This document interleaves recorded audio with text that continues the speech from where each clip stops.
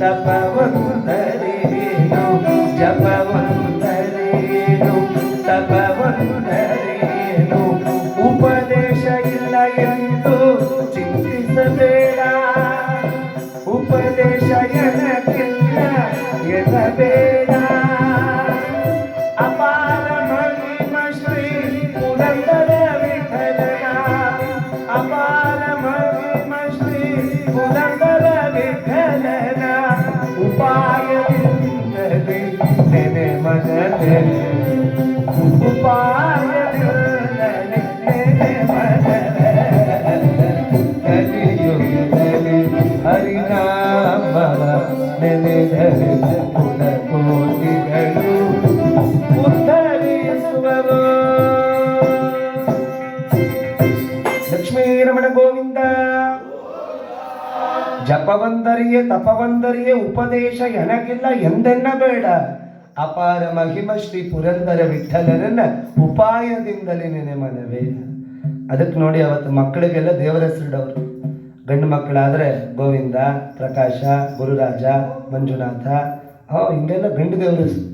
ಹೆಣ್ಣು ಮಕ್ಕಳಾದ್ರೆ ಅಯ್ಯೋ ಶಾಂಭವಿ, ಕಲ್ಯಾಣಿ, ಗೌರಿ ಮನೋಗರಿ, ಕರ್ಣರಂಜಿನಿ, ಶ್ರೀರಂಜಿನಿ, ಧೇನುಕಾಪ್ರಿಯ, ಲಕ್ಷ್ಮಿ, ಸರಸ್ವತಿ.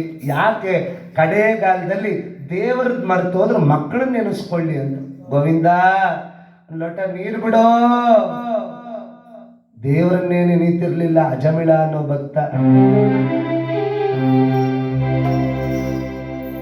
ದೇವರ ನೆನೆಯದೇ ಇದ್ದವನು ಇಬ್ಬರ ಮಕ್ಕಳು ಹುಟ್ಟಿದ್ರೆ ಮಕ್ಕಳಿಗೆ ಹೆಸರಿಟ್ಟ. ದೇವರೇ ಇಲ್ಲ ರೀ. ಒಬ್ಬನಿಗೆ ನರ ಅಂತಿಟ್ಟ, ಇನ್ನೊಬ್ಬನಿಗೆ ಸತ್ತ ಮೇಲೆ ಹೆಣ ಅಂತ ಕರಿತೀವಿ ಅಂತ ಹೆಣ ಅಂತಿಟ್ಟ. ದೇವರೇ ಇಲ್ಲ. ಬದುಕಿದ್ದಾಗ ನರ, ಸತ್ತರೆ ಹೆಣ.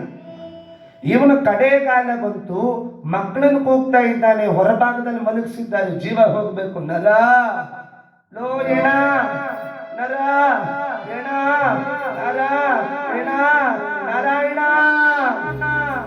200 ಜೊತೆಲಿ ಸೇರಿಸ್ತಾ ನಾರಾಯಣ ಆಯ್ತದ.